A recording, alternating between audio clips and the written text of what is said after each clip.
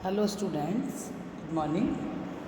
BA part था paper 1 की class में जो हमारे पाश्चात्य राजनीति विचारों इतिहास का जो हमारा पेपर है, और जैसा कि हमने आपको कल भी बताया था कि यूनिट 1 में आपका जो पहला विचारक जिनके पाश्चात्य चिंतक जो है प्लेटो पर हम चर्चा करेंगे। लेकिन प्लेटो को जानने से पहले, जैसा कि कल की क्लास में हमने देखा कि यूनानी राजनीतिक चिंतन की क्या विशेषताएँ हैं, और उसके बाद में हमने ये देखा कि जो प्रमुख विचारक एथेंस और स्पार्टा, जो दो हमने नगर राज्य बताए थे, और तो जो प्रमुख विचारक के रूप में जो आते हैं, सबसे नाम हमारे सामने जो आता है वो सुकरात का आता है।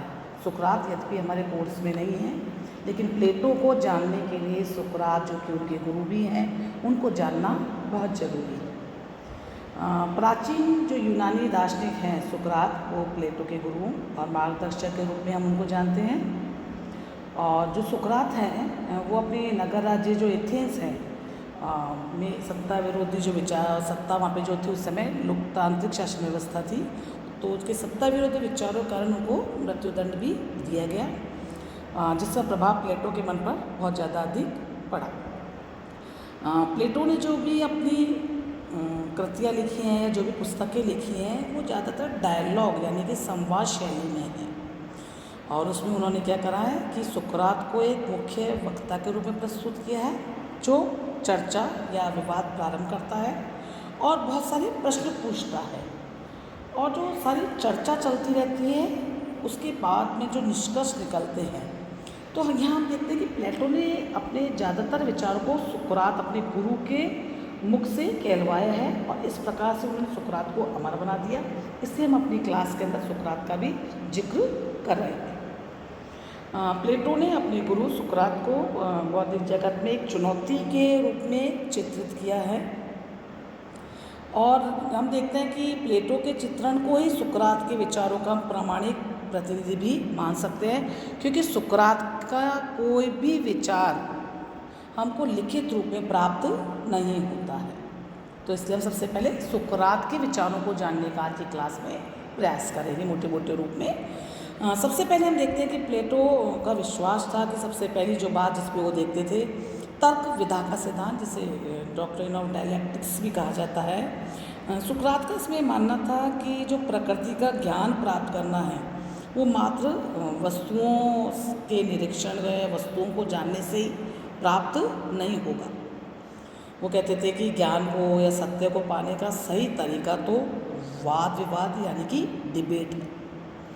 यहाँ वो डिबेट के साथ साथ वार्तालाप या तर्क विधा डायलेक्टिक्स पर विशेष जोर देते थे। अब ये तर्क विधा में होता क्या है? सुकरात बताते हैं कि तर्क विधा में एक कुछ उपकल्पना या कुछ एक प्रारंभिक कल्पना प्राकल्पना का निर्माण कर लिया जाता है, और फिर उस पर प्रश्न उठाए जाते हैं। लेकिन सुकरात के साथ में विशेष बात यह है कि वो ये सारे व्यवस्था के जो भी अध्ययन का उसका तरीका जो चलता रहता है, यहाँ वो वैज्ञानिक सिद्धांत के नियम तो बताता है, लेकिन किसी भी सैद्धांतिक अपने परिणामों का निरीक्षण या उसको सत्यापित करने का प्रयास नहीं करता है। यानी कि जो सुकरात की अध्ययन पद्धति का जो पहला सिद्धांत और तर्क विधा का उनका जो सिद्धांत है, वो परिणामों तक तो है, लेकिन उसके निरीक्षण या सत्यापन पर आगे नहीं जाता है, और इस दिशा में आगे उसका जो अध्ययन होता है उसको बढ़ाने का श्रेय प्लेटो और अरस्तु को हम देते हैं।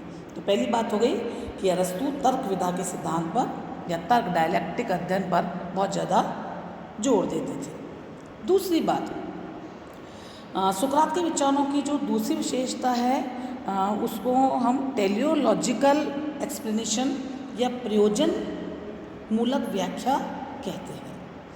उनका ये मानना था कि मनुष्य जो भी गतिविधियां करता है उनके कारण से भौतिक ही नहीं होते हैं, बल्कि कोई ना कोई लक्ष्य, उद्देश्य या साध्य से प्रेरित होती हैं।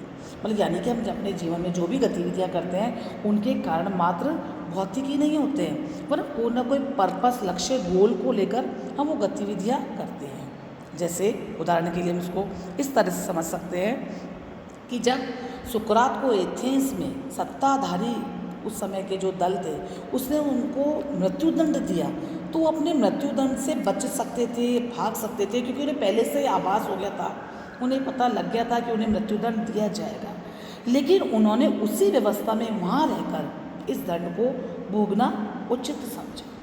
तो क्यों? क्योंकि वो ये सिद्ध करना चाहते थे सुकरात कि कानून का पालन करना नागरिक का कर्तव्य है, चाहे इस जगह मैं ही क्यों ना हूँ।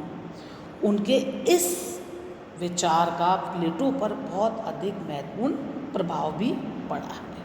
दूसरा विचार आपने देखा कि सुकरात के विचारों की दूसरी विशेषता है कि प्रयोजन कि हम जो भी गतिविधियां करते हैं उनके मन उसमें कोई ना कोई प्रयोजन अवश्य निहित होता है। तीसरी बात सुकरात कहते हैं सब अपने कि ज्ञान की प्राप्ति के लिए सबसे ज़्यादा वो क्योंकि वो ज्योमेट्री से बहुत ज़्यादा प्रभावित है, जिसको हम हिंदी में ज्यामिति कहते हैं। ज्यामिति में क्या होता है बच्चों? आकृतियों, है ना, इमेजेस थी, फॉर्म्स के आधार पर से नियमों का पता लगाते हैं। जैसे उदाहरण के लिए हम ऐसे समझ सकते हैं कि जैसे मान लीजिए अब एक ट्रायंगल त्रिभुज बनाते हैं। अब ट्रायंगल को त्रिभुज बनाते समय हम जो रेखाएं खींचते हैं उनमें कुछ ना कुछ मोटाई चौड़ाई या कुछ ना कुछ कमी भी रह जाती है, जबकि शुद्ध रूप में अगर हम त्रिभुज बनाए तो ऐसा नहीं होना चाहिए। तो हमें क्या लग रहा है कि त्रिभुज की आकृति अपूर्ण होते हुए भी एक पूर्णता का प्रतिनिधित्व करती ही है। सुकरात ने इस पद्धति का प्रयोग अपने अध्ययन में किया। क्यों? क्योंकि जहाँ पर उन्होंने अपने विचारों में बताया कि जो नगर राज्य हैं वो अपूर्ण होते हुए भी एक पूर्णता का प्रतिनिधित्व करते हैं। सुकरात ही कहना चाहते थे कि हम जिन वस्तुओं की जानकारी प्राप्त करना चाहते हैं वे आकृतियाँ मात्र होती हैं, और अपने सेंस के एक्सपीरियंस से ही हम इन आकृतियों को समझ सकते हैं। सुकरात का यह मानना था कि जो तर्क विधा की जो विधा है या जो प्रयोजनवादी मेरा जो उनकी जो पद्धति है उसके आधार पर हम इस सत्य का पता लगा सकते हैं। आगे की एक और बात यह है कि सुकरात ने अपने चिंतन में नॉलेज को प्रधानता प्रदान की है। उन्होंने तो यहाँ तक मान लिया कि गुड और इविल, और यानी कि सत्य और असत में ये उसी प्रकार से है कि जैसे जो मनुष्य अपने स्वभाव में सत्य यानी ज्ञान या अच्छाई को प्राप्त कर लेता है, और जब वो अच्छाई को प्राप्त एक बार अपने जीवन में कर लेता तो उसको अपनाने से अपने जीवन में नहीं चूकता है। यानी कि हम ये कह सकते हैं कि अगर व्यक्ति को अगर अच्छे सत्य गुड का ज्ञान हो जाएगा तो वो इविल या असत्य का मार्ग जीवन में कभी नहीं अपनाएगा। इसलिए ही वह कहता है कि यदि हमें अपने आदर्श राज्य की अगर एक अच्छी स्थापना करनी है तो जो इसके जो सत्य के गुडनेस के जो जानकार लोग हैं जिनको वो दार्शनिक कहता है, उन दार्शनिकों के हाथों में ही सत्ता को सौंप देना चाहिए। हाँ, ये अवश्य है, वो कहता है कि ज्ञान की प्राप्ति एक बहुत मुश्किल कार्य है। सुकरात के लिए तो स्वयं तक के लिए कहा जाता है कि सुकरात के लिए कहा जाता था कि तुम यूनान के बहुत बड़े मनीषी हो। इस पर भी सुकरात ने हमेशा सिर झुका के यही कहा कि मैं जानता हूँ कि मैं बहुत ज्ञानी हूँ, आप लोग मुझे ज्ञानी समझते हैं और मैं बुद्धिमान भी हूँ, लेकिन मैं इसलिए बुद्धिमान हूँ क्योंकि मैं ये जानता हूँ कि मुझे अपने अज्ञान की जानकारी है, जबकि दूसरों को ये जानकारी भी नहीं थी। तो हम देखते हैं सुकरात अपने स्वभाव में बहुत सबमिसिव बहुत थे, और वो अपने आप को दूसरे लोगों से अलग अवश्य मानते थे, लेकिन हमेशा नॉलेज को उन्होंने अपने संपूर्ण चिंतन के अंदर बहुत ज़्यादा प्रधानता दी है। एक बात और थी कि सुकरात ने अपने अध्ययन में तथ्य और मूल्यों की जो बात हमने अपने राजनीतिक सिद्धांत वाले आप लोग जो जिन बात जानते हैं, फैक्ट्स और वैल्यूज़ की जो बात होती है या जो इंक्वायरी मेथड की जब बात होती है, तो वो कहते थे वो इस बारे में कोई विशेष अंतर नहीं करते हैं।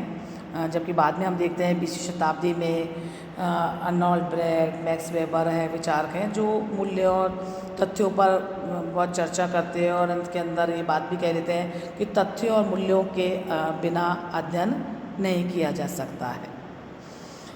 साथ ही साथ एक बात हम यहाँ पे जिक्र और करेंगे कि इतने सारी बातों के अंदर एक जो बात थी कि सुकरात ने अपने ज्ञान के महत्व को जब स्थापित कर रहे हैं या नॉलेज की जब सुप्रीमेसी को जब वो स्थापित कर रहे हैं, तो यहाँ उनका जो दृष्टिकोण है वो बहुत ज़्यादा पूर्ण सत्तावादी हो जाता है। क्यों? क्योंकि उस समय एथेंस के अंदर लोकतंत्रात्मक शासन व्यवस्था है और वो उस शासन व्यवस्था का विरोध करते हैं। और ये भी बात इम्पॉर्टेंट है कि एथेंस के जो लोकतंत्रवादी थे उन्होंने सुकरात को बौद्धिक गतिविधियों से घबरा के उसे मृत्युदंड सुनाया था। क्यों? क्योंकि इस समय सुकरात का ये विचार था कि एथेंस और स्पार्टा तो नगर राज्य हैं और एथेंस इतना कमज़ोर क्यों है? क्योंकि स्पार्टा तो एक सैनिक राज्य है और एथेंस इतना दुर्बल क्यों हो रहा है? तो अपने अध्ययन के आधार पर इस निष्कर्ष पे पहुँचे थे कि एथेंस की दुर्बलता का कारण यह है कि इस समय एथेंस में लोकतंत्र का चलन है और जो डेमोक्रेसी या लोकतंत्र किसकी बात करते हैं, वो कहते हैं कि डेमोक्रेसी को चलाने का मुख्य जो एक जरिया है, तरीका है, वो इमोशंस है। यहाँ पे लोग मनोवेगों से अपने से काम लेते हैं और तर्क बुद्धि रीज़न से प्रेरित नहीं होते हैं। उनका ये मानना था कि चरित्रहीन व्यक्ति पैसा लगा के या किन्हीं और कारणों से चुनाव जीत के ऊंचे ऊंचे पद प्राप्त कर लेते हैं। सुकरात ये कहना चाहते थे कि इस समय एथेंस को एक नैतिकता की या एक नई ऐसी व्यवस्था की ज़रूरत है जो नैतिकता पर आधारित हो, जहाँ मॉरलिटी की बात करते हैं।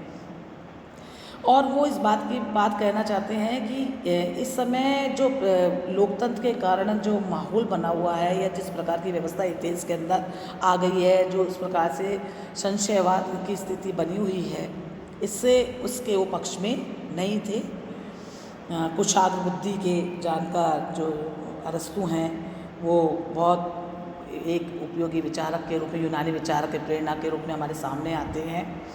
और प्लेटो के चिंतन जो हमारे यूनिट 1 का जो पहला टॉपिक है, प्लेटो पे जब हम चर्चा करेंगे तो यहाँ ये बहुत समसामयिकता है कि हम सुकरात के विषय में जानें।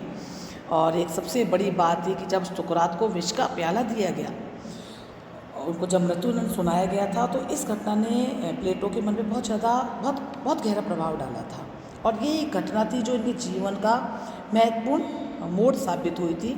और अपने गुरु को श्रद्धांजलि व्यक्त करते हुए प्लेटो ने कहा कि मैं ईश्वर के प्रति बहुत कृतज्ञ हूँ कि मैं यूनानी के रूप में पैदा हुआ, मैं स्वतंत्र जन के रूप में पैदा हुआ, दास के रूप में नहीं, मैं पुरुष के रूप में पैदा हुआ, स्त्री के रूप में नहीं, और सबसे बड़ी बात यह है कि मैं सुकरात के युग में पैदा हुआ। तो कुल मिलाकर के हम देखते हैं कि सुकरात के चिंतन का प्लेटो पर बहुत अधिक प्रभाव था। आगे की कक्षा में हम प्लेटो पर जब हम अध्ययन करेंगे तो हम ये जानने का प्रयास करेंगे कि वो कौन से विचार थे जिन्हें प्लेटो ने अपने अध्ययन में शामिल किया, जो उनके गुरु के द्वारा दिए गए थे। धन्यवाद।